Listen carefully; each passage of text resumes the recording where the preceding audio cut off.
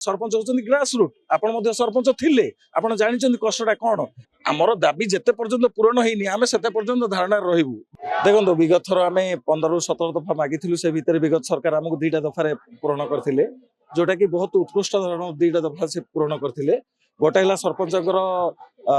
पारितोषिक दरमा आउ द्वितीय हला जो बीडीओ काउंटर साइन टाକୁ उच्छेद करा जायथिला किंतु अन्य सब दाबी गुडाक शर्तमूलक भाव से पूरण करि नथिले किसी समय मागिथिले तापर सरकार परिवर्तन हला तेणुक आज जो संगठन आम नहीं सरपंच संघ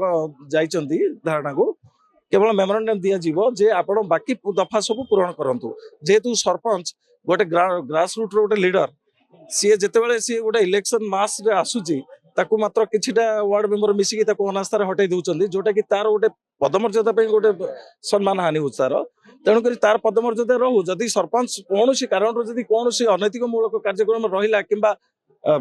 किसी जदि अपराधिक मामला रहा ताहले कलेक्टर पाखे अच्छी तार प्रोविजन अच्छी जे ताकू आपण बरखास्त करि परिबे किंतु किछिटा वार्ड मेंबर मिसिकी जदि सरपंच अनास्था हटाई दउचंदी ताहले तार कौन रहा सब एरा गोटे लोकतंत्र गण हत्या जेतों आपनकर वार्ड मेंबर जदि कोरम को पास हो पारुनी ताहले से माने हटाइबे किछिटा गोटे माने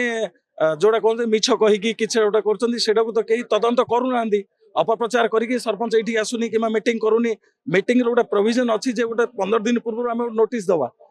दिया गले मध्ये सेटा को एक्सेप्ट करिबेनी किंतु आसी कहि देबे जे हमको डाकिलेनी हमको पचारलेनी किंतु जेते सब आमे प्रपोजल मध्ये दउचु ता मध्ये ग्राम सभा पुलिस सभा थ्रू रे दउचु तेणुक आम तुमको पचारूनु केमती पुलिस सभा तो सभापति हेले वार्ड मेंबर ए सब भित्तिहीन मूलक भाव केवल इंटेंशनली पॉलिटिकल प्रेशर हटाउछंदी सेटा बंद करा जाऊ द्वितीय दाबी है जे सरपंच ग्रास रूट रे जेते दिन पर्यंत काम कला जदि एमएलए को भत्ता मिलुची हमर पेंशन ताले सरपंच को काहे न मिलियो सेटा मध्ये ता प्रति दृष्टि आकर्षण करे पे कहिछु ता सहित देखंतु सीएफसी जो फंड आसुथुला बर्तमान सेटा कौन है स्ट्रीट लाइट लगे बाध्य आम तार मीटर रीडिंग जहाँ आसले सीएफसी एसएफसी रु ही बाहर करके दौचु हेले कौन हो डेवलपमेंट कर भल भाव नियर अबाउट 4 लाख रु 5 लाख आम से भीतर ही वेस्ट हो जोटा कि आम किसी उन्नतिमूलक कार्यक्रम कर तेणुक आमको जब लाइट बिल कि अन्य कौन बिल देय बाबद को कहते सीएफसी और एसएफसी फंड बढ़ातु सीएफसी एसएफसी फंड तो किसी बढ़ौनी से रही आमर चतुर्थ जोटा रहा जे विकसित गाँ विकसित ओडिशा एबे आम गाँ कौन नवीन ओडिशा आम ओडिशा नवीन ओडिशा जोटा थिला से मत किछिटा दउथिले सरपंच प्राधान्य दउथिले किंतु ये जहाँ दउचंदी सब ब्लॉक लेवल को जाउची आमे कहूछु तार गोटे 50% आमको दियंतु जोटा कि आम गोटे डेवलपमेंट करू देखो ग्राम सभा थ्रू रे से गोटे क्लज रखिछंदी जे ग्राम सभा थ्रू माध्यम रे आपण ताकू पास आउट कर परिए जदि ग्राम सभाटा सरपंच नेतृत्व रे हबो ताहले सरपंच पाखरे से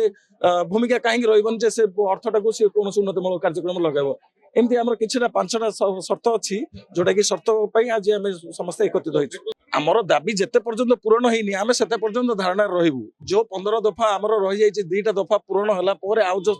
13 दफा अछि सी निश्चित रूप पूरण करने सरपंच संघ सब आसो आम कहूँ जे आ द्वारा आपण माध्यम